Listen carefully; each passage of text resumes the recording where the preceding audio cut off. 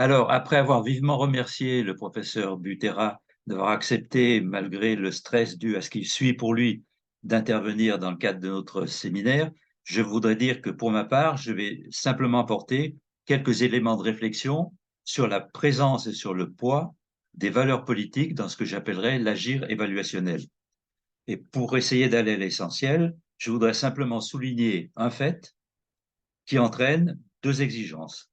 Ce fait est celui de, et que de toute façon, qu'on le veuille ou non, je crois que j'avais écrit qu'on le veuille ou non, l'évaluation des élèves met en jeu des valeurs politiques.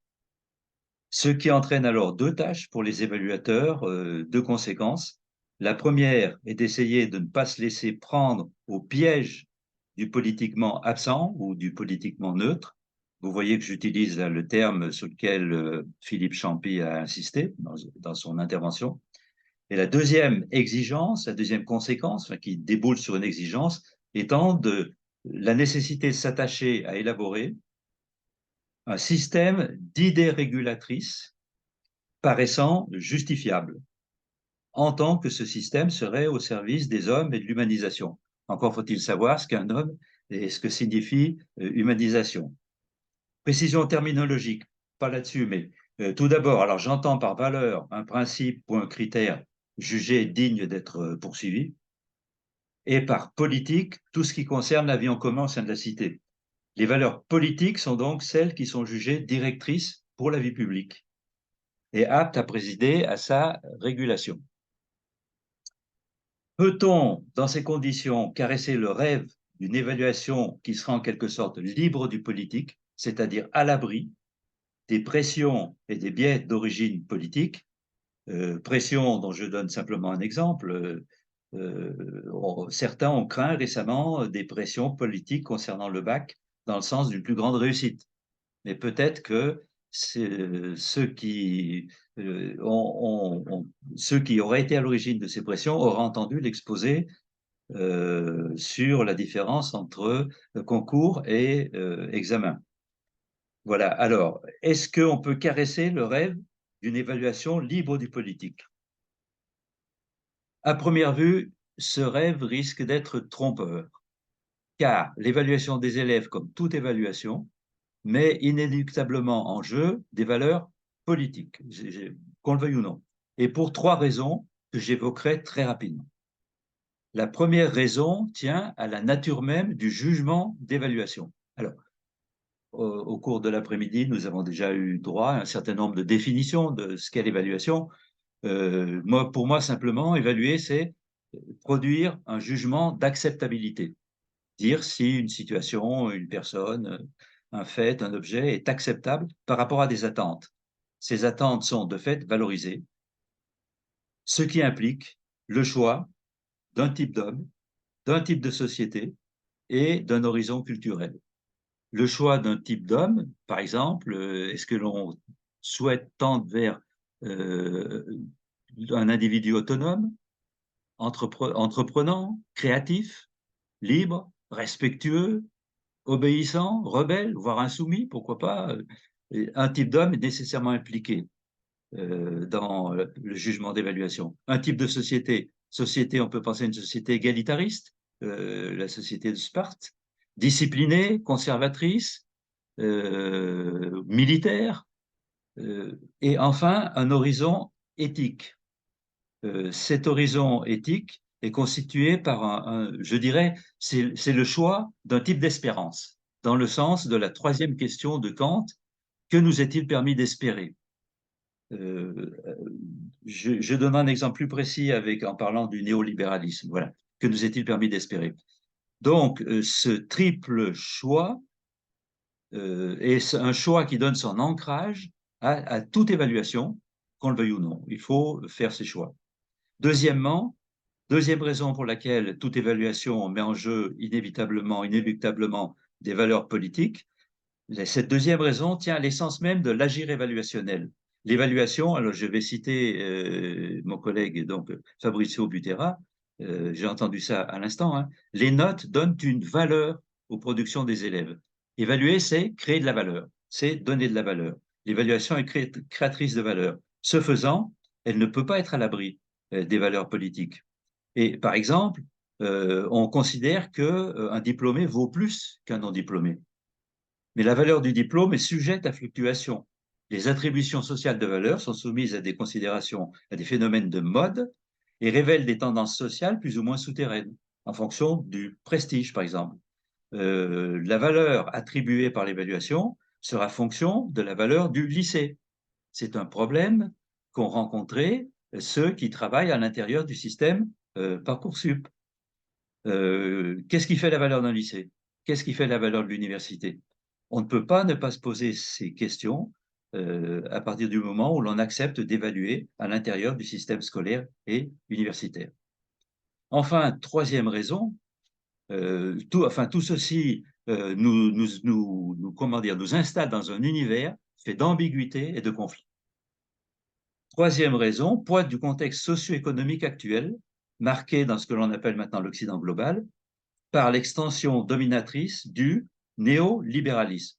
Alors, ça a été très bien mis en évidence par les travaux de Fabrizio Butera, entre autres. Hein, il a cité un ouvrage qui doit être un ouvrage de référence, hein, L'évaluation une menace, où ça a été très bien mis en évidence aussi par les travaux de Abel Hauser, Roland Gori et Jean-Marie-Jean Sauret, La folie évaluation.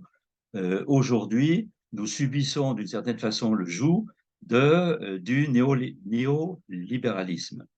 Une pulsion d'ordre économique nous semble être particulièrement à l'œuvre, pulsion à bien des égards calamiteuse, car ces pratiques se caractérisent entre autres par une omniprésence étouffante de l'évaluation, par le déferlement de jugements sommaires et non justifiés, et par un remarquable mépris pour la rigueur méthodologique.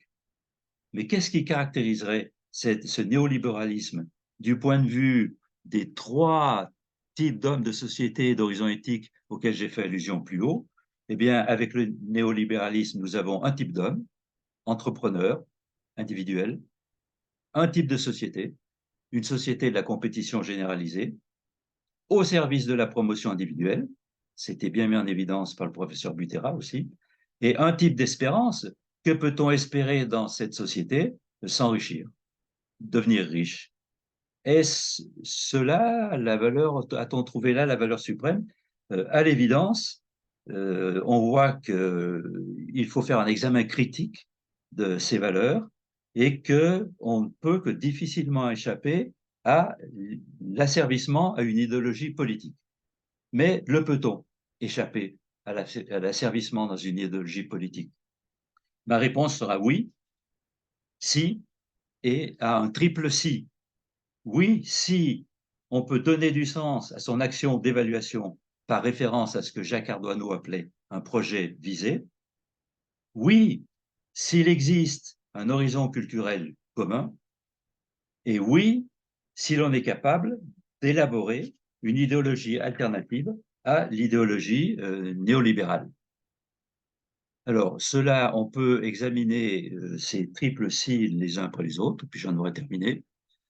Oui, si on peut donner du sens à son action éducative et son action d'évaluateur, par référence à un projet visé. Alors, que signifie cette notion proposée par Jacques Ardoineau? Je partirai d'une déclaration récente d'un responsable syndical. Dans une démocratie, le pouvoir politique n'a pas à définir les programmes. Alors, ça pose la question de la légitimité du curriculum. Qui peut légitimement dessiner, tracer un curriculum? Alors, moi, je dirais peut-être, mais le pouvoir politique a, en tant que pouvoir législatif, à fixer les conditions de la détermination institutionnelle des curricula.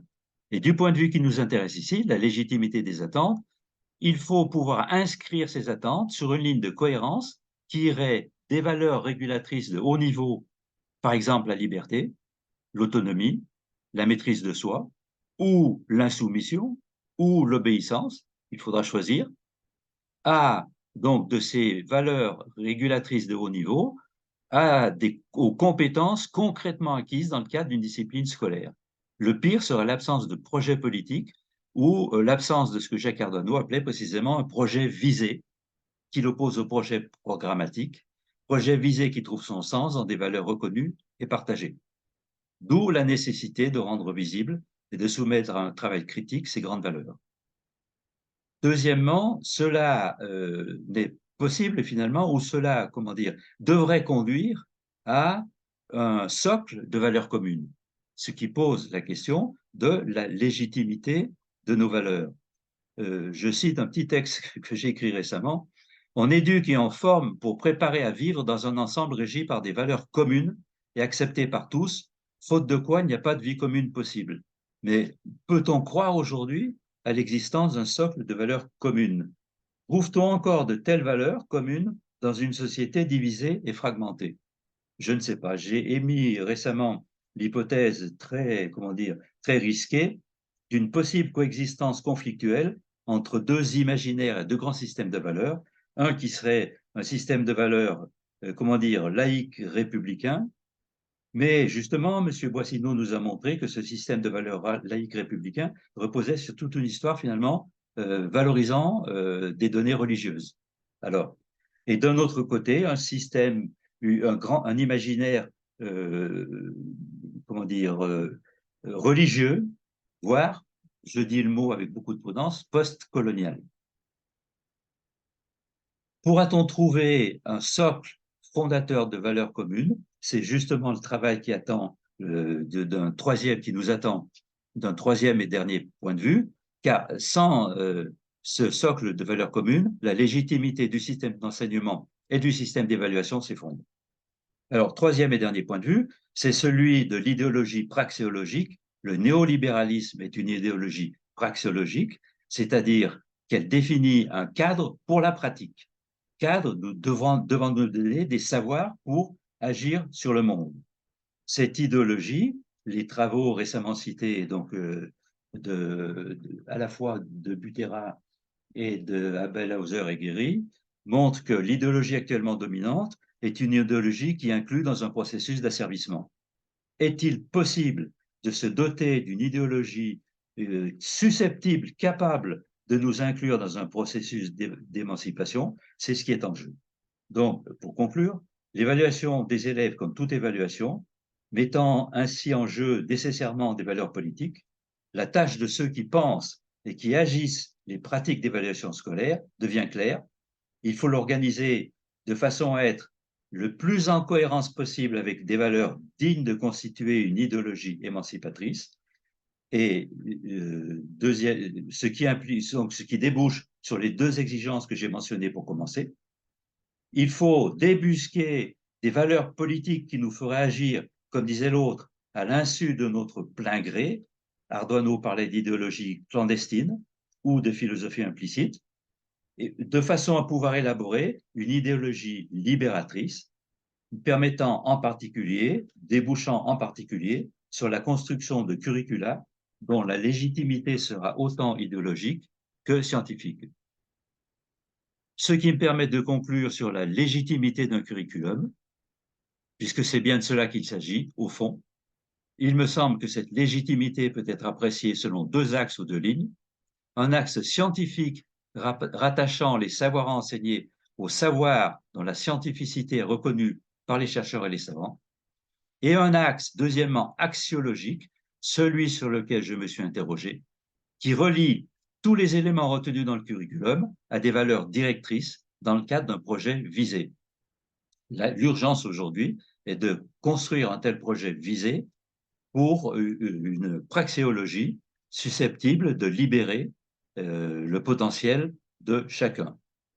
Tout repose sur la détermination et l'acceptation de valeurs régulatrices fondamentales pour lesquelles, c'est mon dernier mot, seul le peuple souverain, en tant qu'institution réflexive, a voix au chapitre. Faut-il donc avoir peur de la politique? Oui, si elle opère dans l'ambiguïté et l'obscurité des non-dits et de l'implicite, si elle agit sans que celui qui est agi ainsi ait une claire conscience de ce qu'on lui fait faire. Non, si elle recherche avant tout à exprimer en l'explicitant la volonté générale dans le sens d'une ligne de légitimation remontant jusqu'aux valeurs fondatrices de l'horizon culturel du groupe social concerné, par exemple le peuple français. Merci.